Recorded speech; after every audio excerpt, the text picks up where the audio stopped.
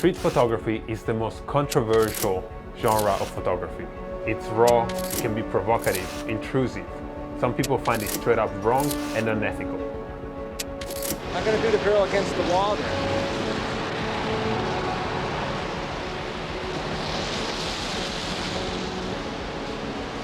This is not a matter of what's legal and what isn't. In most countries, you are allowed to take photos of other people in public places.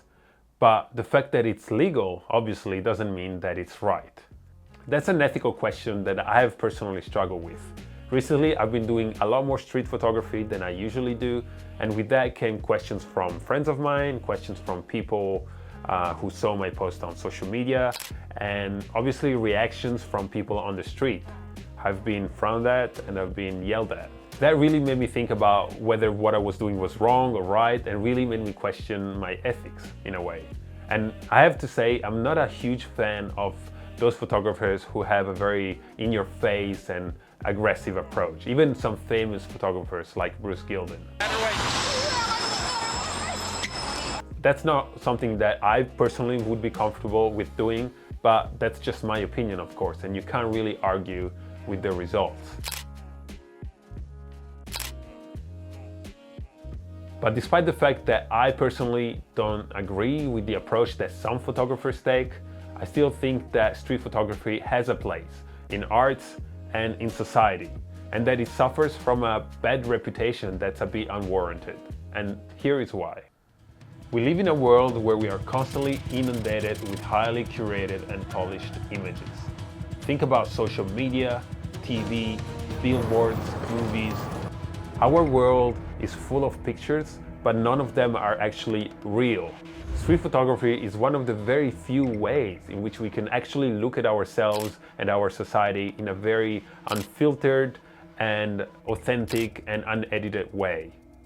I think it's important that in 100 years, when our great-grandchildren look back at our times at the early 2000s, they'll be able to have an idea of how our world actually looked like. What did we wear? What did we do? How did our cities look?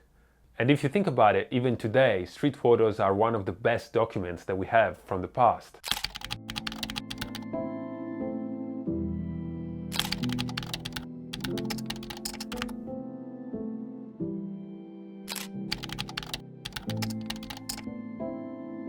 And then there's the other question that I always get asked. Do you ask people permissions before you take their photo? And the answer is, sometimes I do, and sometimes I don't. I sometimes ask for permission to take people's photos, and I get photos like this one. Thank you.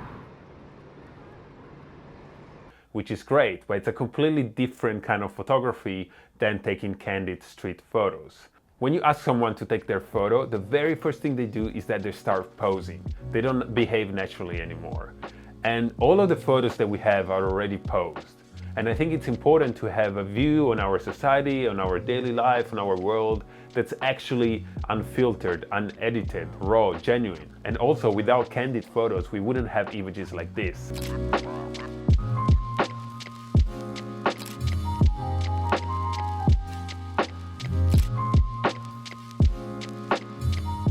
Now, you could obviously say, hey, those are photos that are taken in very important social context or historical context, like the end of World War II, racial segregation in the United States, or other important historical events. You are just walking around in your neighborhood taking photos of random people. And that's true, but capturing daily life is also important.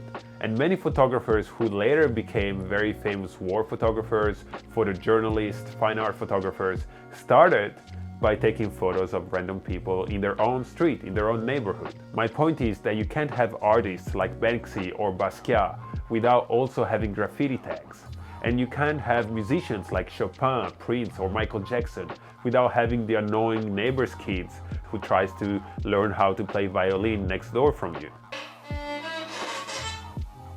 That is not to say that there are no rules. Of course there are rules. I found my own set of rules that allow me to contribute to a genre of photography that I like, and at the same time respect the people that I'm photographing.